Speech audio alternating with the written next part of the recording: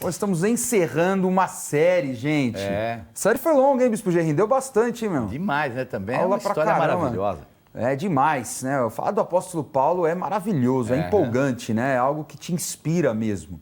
E nós vamos falar sobre Paulo no centro do Império, encerrando a 4ª viagem missionária. Vamos falar sobre os últimos anos da vida deste grande apóstolo que escreveu 1/3 do Novo Testamento e é uma referência de evangelização, aquele que levou o evangelho para os estrangeiros, né? Não ficou ali limitado aos judeus.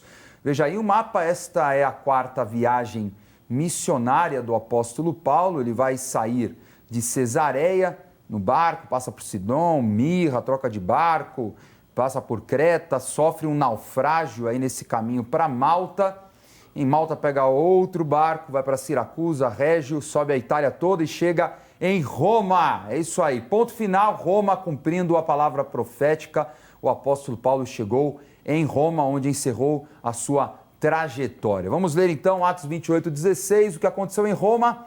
Uma vez em Roma, foi permitido a Paulo morar por sua conta, tendo em sua companhia o soldado que o guardava. Não sei se era a economia de Roma, estava sem dinheiro para... Assim, vamos fazer o seguinte, vai ser uma prisão domiciliar, mas você que paga, tá?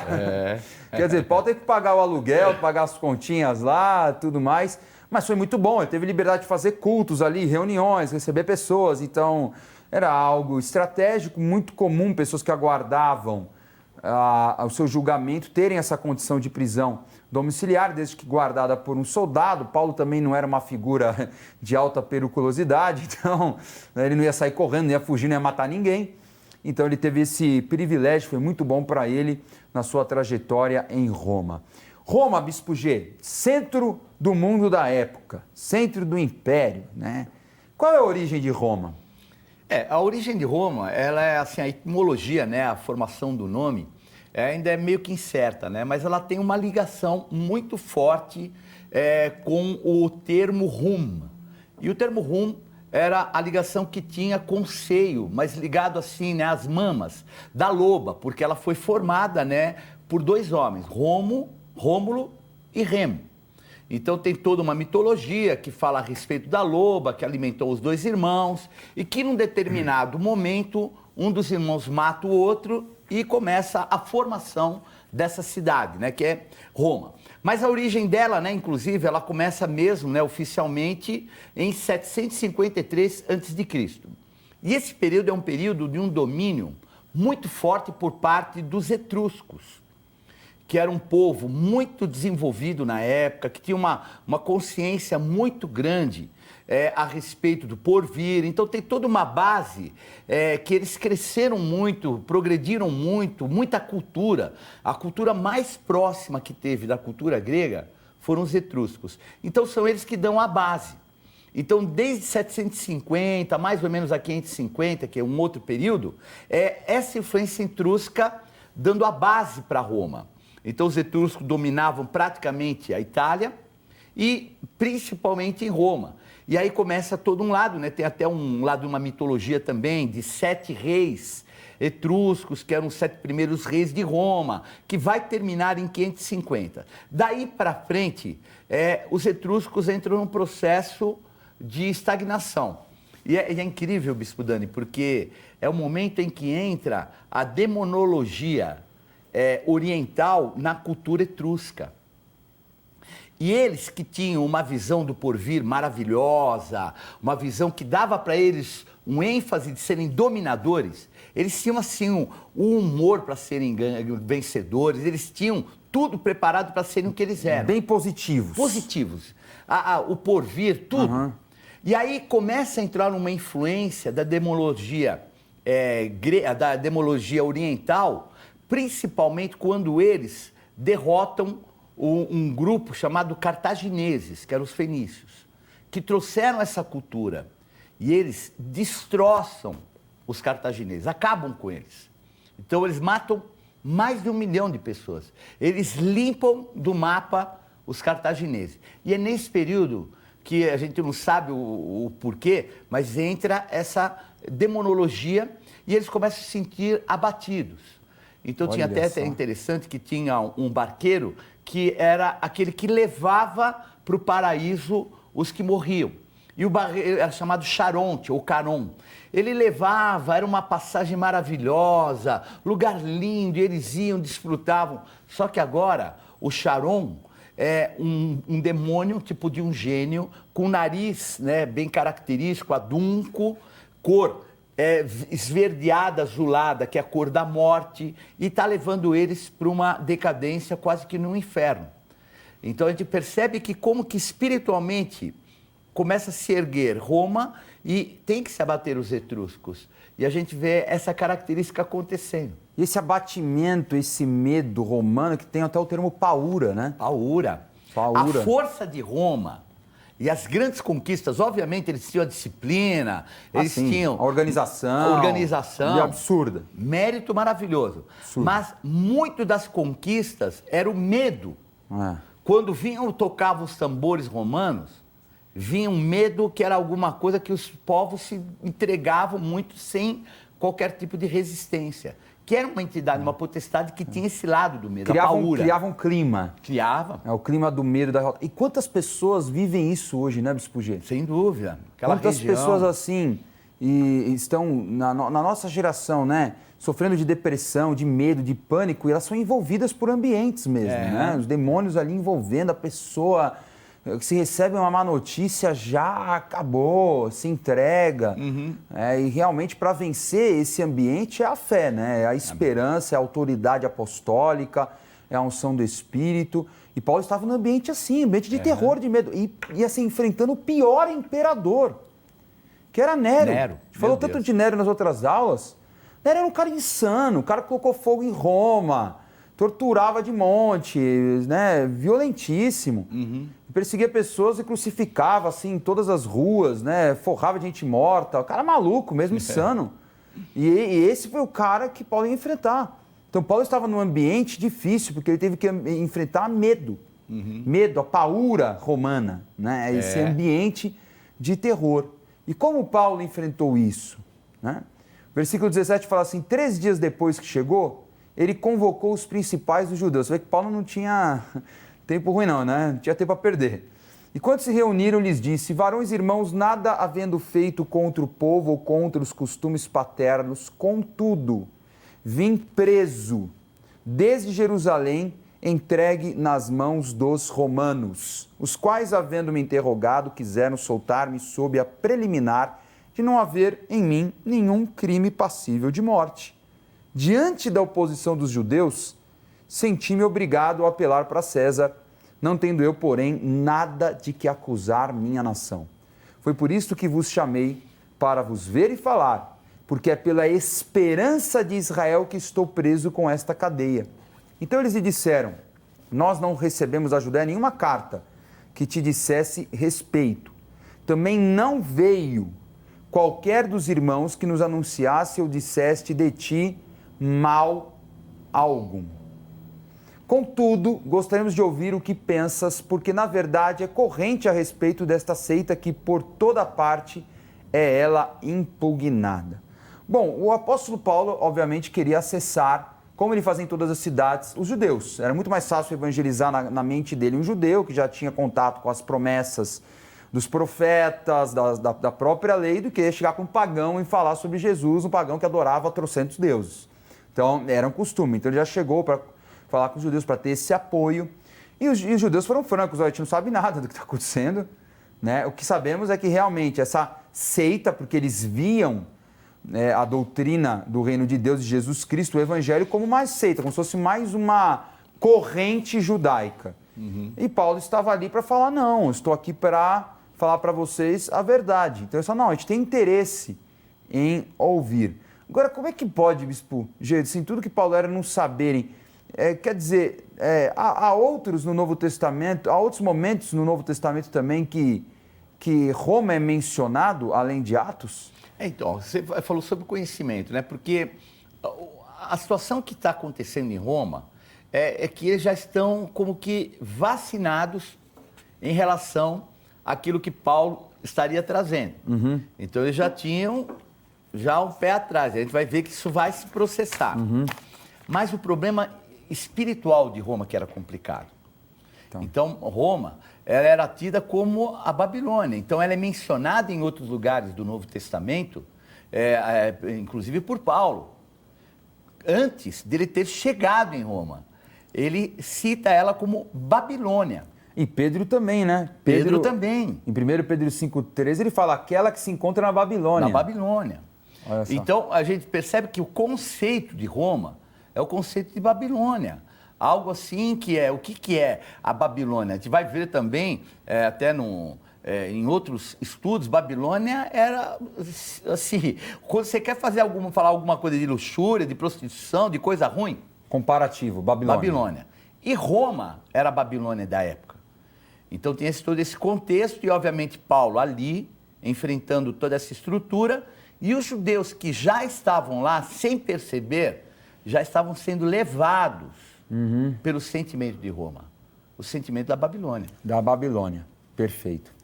Bom, vamos ver Atos 28, 23, diz assim: havendo-lhe eles marcado um dia, vieram em grande número ao encontro de Paulo na sua própria residência. Então, desde a manhã até a tarde, lhes fez uma exposição em testemunho do reino de Deus, procurando persuadi-los a respeito de Jesus, tanto pela lei de Moisés como pelos profetas, óbvio, é o que eles conheciam, né?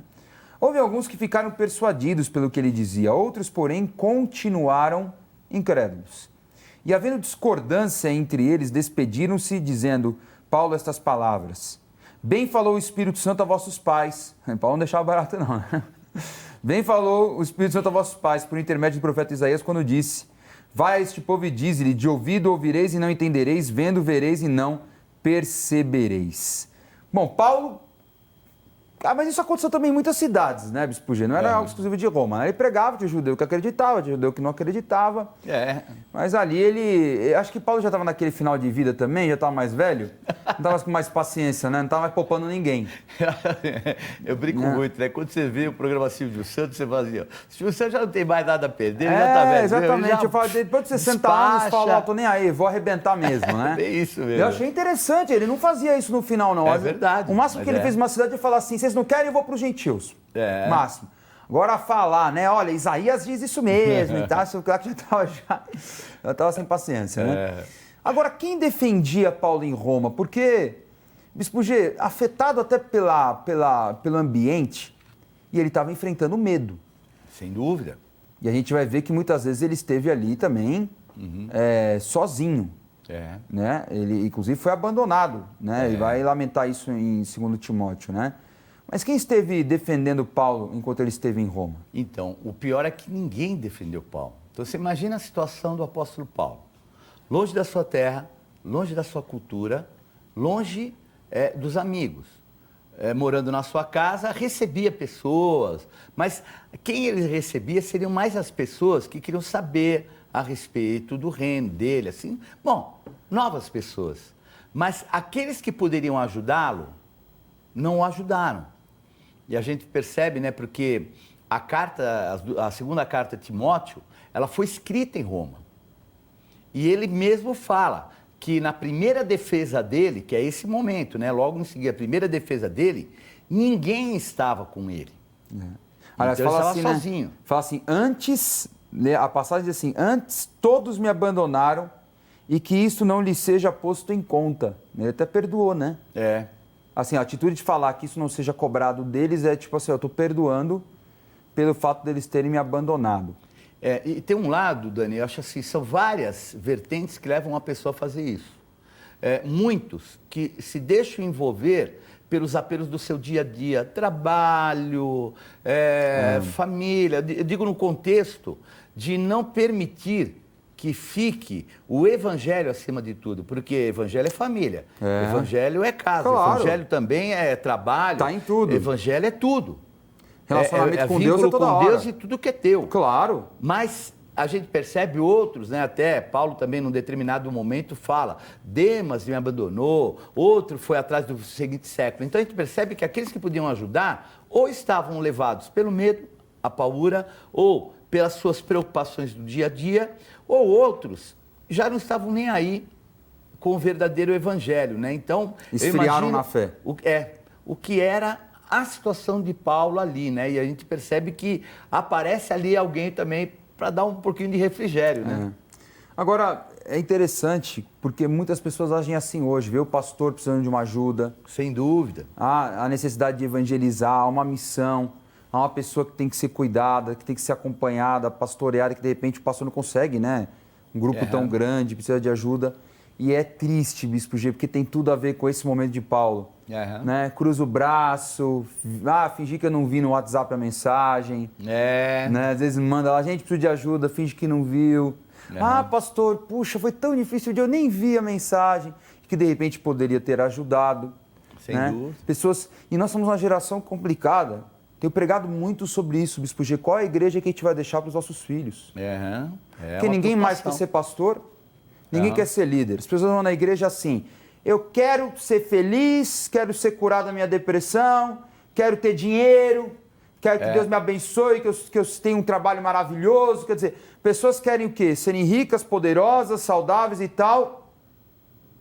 Tudo aquilo que é passageiro. É isso mesmo. Eu acho que isso é importante buscar. Não falando que Deus vai te abençoar e te dar tudo isso, porque o próprio Jesus diz, busca primeiro o reino dos céus, a sua justiça, que tudo será acrescentado. Eu não duvido que Deus vai acrescentar tudo isso. Com certeza. O problema deixou de ser prioridade, deixou de ser importante. Então ninguém mais quer ser pastor, não quer ser líder. Qual é a igreja que vai deixar para os filhos? Uma igreja, está lá um prédio, mas não tem pastor? Está lá um prédio, mas não tem quem canta? Está lá o prédio, mas não tem quem aconselhe? Está lá o prédio, mas não tem quem evangelize? Né? E uma geração que, em contrapartida, despreza a importância da igreja, aí tem o outro lado, né? Agora não precisa de igreja, né? Vive nas suas movimentações, ou vive em casa e acha que não é importante, sabendo que, para vencer grandes autoridades demoníacas, principados potestades, só com a igreja, e por isso que muito desigrejado se desvia, porque sofre a ação dos principados e potestades, que só a igreja tem autoridade. Não tem resistência, não tem nem entendimento para isso. Qual é a igreja que a gente vai deixar para os nossos filhos? Não Verdade. é? O que nós estamos deixando? A gente vê um apóstolo abandonado no momento que ele poderia dar muito mais fruto. E não o apóstolo. Ele escreveu 1/3 do Novo Testamento, da palavra de Deus, do texto sagrado.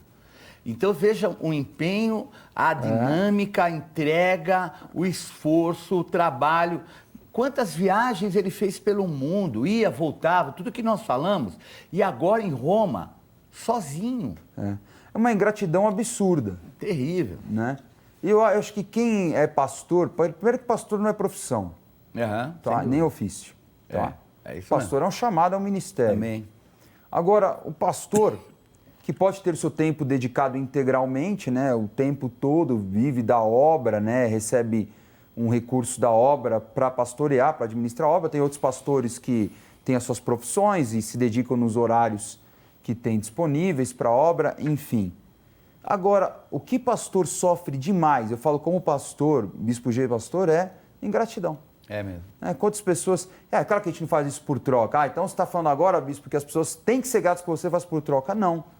O que eu estou falando é que as pessoas deixam de ser mais abençoadas do que já foram por causa da ingratidão. Elas acabam criando assim como que um limite mesmo. Né? E a palavra fala assim, de graça recebestes e de graça dai. Então se você recebeu, há um chamado de Deus para a tua vida, você tem que entregar. Você tem que dar para outras pessoas, você tem que abençoar. Será que você está fazendo isso? Agora, olha o posicionamento de Paulo para vencer a paúra de Roma, para vencer todo esse ambiente de abandono. Mas o Senhor me assistiu e me revestiu de forças para que por meu intermédio a pregação fosse plenamente cumprida e todos os gentios a ouvissem e fui libertado da boca do leão. É um verdadeiro apóstolo, né? Sem dúvida nenhuma. E o bom também, Dani, porque a despeito até da ingratidão, sempre Deus tem uma família de Onesíforo para mandar lá, porque chega lá alguém para o abençoar, né? Pelo menos. Bom, Atos 28, 27 fala assim, porquanto o coração deste povo se tornou endurecido, com os ouvidos ouviram tardiamente e fecharam os olhos para que jamais vejam com os olhos, nem ouçam com os ouvidos, para que não entendam com o coração e se convertam e por mim sejam curados. Tomai, pois, conhecimento de que esta salvação de Deus foi enviada aos gentios e eles a ouvirão. Então foi assim que Paulo terminou a pancada nos judeus. Dito estas palavras, partiram os judeus, tendo entre si grande contenda. Por 2 anos permaneceu Paulo na sua própria casa, que é lugar onde recebia todos os que o procuravam. Então Paulo realmente ficou sozinho em Roma? Bom, durante 2 anos, Sim. né, ele morou sozinho, mas ele recebeu muitas pessoas. E pessoas que também o ajudaram, né? Então, por exemplo, lá em 2 Timóteo 1,16 fala: conceda o Senhor misericórdia à casa de Onesífero, porque muitas vezes me deu ânimo e nunca se envergonhou das minhas algemas. Antes, tendo ele chegado em Roma, me procurou solicitamente até me encontrar. Então, ou seja, Timóteo ele fala, né, de pessoas que foram até ele para dar ânimo, para dar força, né, para estarem ali em aliança. E aí ele abençoa, né?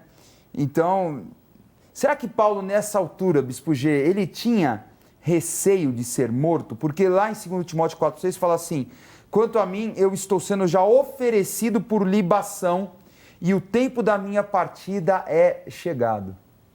Então, a gente vê, obviamente, é um paradoxo muito grande, né? Por um lado, ele sabe que o destino que vem aí pela frente não deve ser bom. Então, tem a perseguição dos judeus, dos cristãos, as coisas estão acontecendo, porque a ebulição é esse o momento de Nero. Então, tudo isso está acontecendo. Ao mesmo tempo, a gente percebe em determinados momentos que ele tem um pouco de receio. Mas, à medida que vai passando o tempo, a gente percebe que ele começa a se abrir para essa ideia. Então, ele começa a achar que pode estar acontecendo, mas ele está preparado, ele está já consciente que, ainda que venha essa situação, Deus preparou um lugar lá para ele, e ele está tranquilo porque ele cumpriu com o que ele deveria, né? É muito interessante que o tom de 2 Timóteo 4 é um tom já de despedida. É isso mesmo. Tá? É um tom de despedida, é claro que ele chama Timóteo para vê-lo e tudo mais. Então, o capítulo 4, versículo 18, olha só, fala assim: o Senhor me livrará também de toda obra maligna e me levará salvo para o seu reino celestial. A ele a honra, a glória pelos séculos dos séculos. Aí depois ele fala assim, versículo 7, combati o bom combate. Então ele tinha certeza que ele completou a carreira, que ele guardou a fé. E já agora a coroa da justiça me está guardada, a qual o Senhor reto juiz me dará naquele dia, e não somente a mim, mas também a todos quantos amam a sua vinda. Maravilha, né? Ele já está preparado, né? Ele cita, inclusive, que ele está preparado para ser entregue como libação. E a libação, no sacrifício, era a parte mais humilde, era derramar o caldo, né, assim, em cima do sacrifício. Então ele se coloca, ao mesmo tempo, num contexto da entrega dele ser algo humilde, mas também já prenunciando o derramar do sangue, porque a libação também tinha um momento do derramar do sangue. Então ele já está meio que preparado para algo que vai ser, ele vai derramar o sangue. A mente dele é a seguinte: eu não preciso da glória desse mundo. Você que está assistindo, você não precisa da glória desse mundo, porque esse mundo vai virar pó. A gente vai para o pó e o Espírito volta a Deus. Inclusive, há muitos evangélicos que estão assim, querem até dentro do evangelho ter a glória para si. Só que toda a honra e toda a glória é somente para um, meu irmão, é para o Senhor Jesus. Se você está realizando a obra de Deus, não é para a tua glória, não é para o teu ego. Pelo contrário, a palavra fala que quanto mais autoridade nós temos, mais humildes e mais servos nós precisamos ser. Então nós vemos na figura do apóstolo Paulo um homem que deixou um legado absurdo, mas que ele não estava com essa intenção de deixar um legado para a sua glória. O legado dele foi a obra que ele fez, o que ele escreveu e que marcou gerações, que nos edifica, como muitos outros também depois dele, também edificaram o evangelho, construíram. Mas que tudo sempre para a glória do Senhor Jesus. Porque Paulo morreu, Bispo G, e ele nem sabe o que aconteceu depois aqui na Terra. Então, para que se preocupar com a glória dele na Terra, se lá na eternidade ele não sabe tudo o que aconteceu na Terra? E você sabe que eu acho que até, assim, o meu entender, é que Deus poupou de coisas piores até. Porque a gente sabe, né, a data que ele vem a morrer é lá pelo ano 67.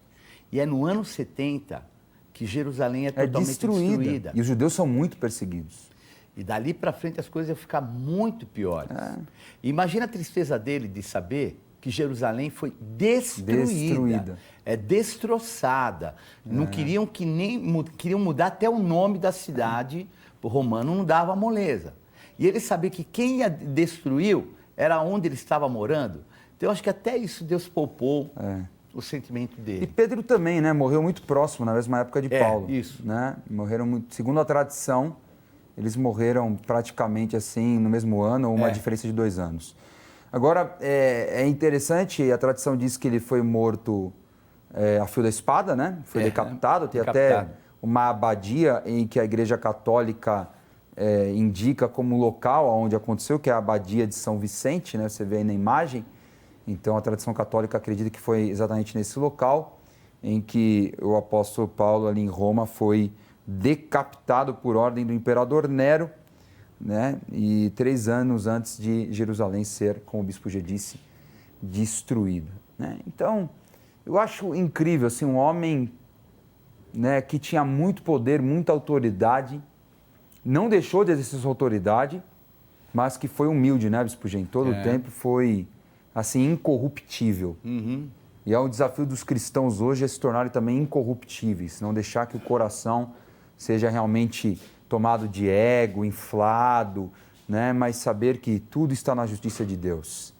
Não nos cansemos de fazer o bem, porque se não desfalecermos, certamente colheremos. Então não deixe de fazer o bem. Tenha uma vida santa, humilde, sincera, tá? Quando vê a obra em necessidade, não cruze os braços, não finja que não é com você não, é com você sim. Deus levantou para você evangelizar, você ganhar a tua família para Jesus, para você dar muitos frutos e manifestar o poder do Espírito Santo. Vamos revisar a aula de hoje. Na aula de hoje estudamos os últimos anos do apóstolo Paulo até sua morte pela ordem do imperador Nero, segundo a tradição, por decapitação. Paulo foi rejeitado em Roma pelos judeus e enfrentou tempos de solidão, escreveu cartas e ficou inabalável até sua execução, ainda que sua alma estivesse em sofrimento. Aprendemos que a Babilônia, descrita por Pedro e João, também era uma figura de Roma por sua luxúria e prostituição sem medida. Paulo encerrou sua jornada afirmando ter cumprido seu chamado e combatido o combate determinado por Deus. Este é o maior prazer de um filho de Deus, saber que cumpriu a vontade do Pai.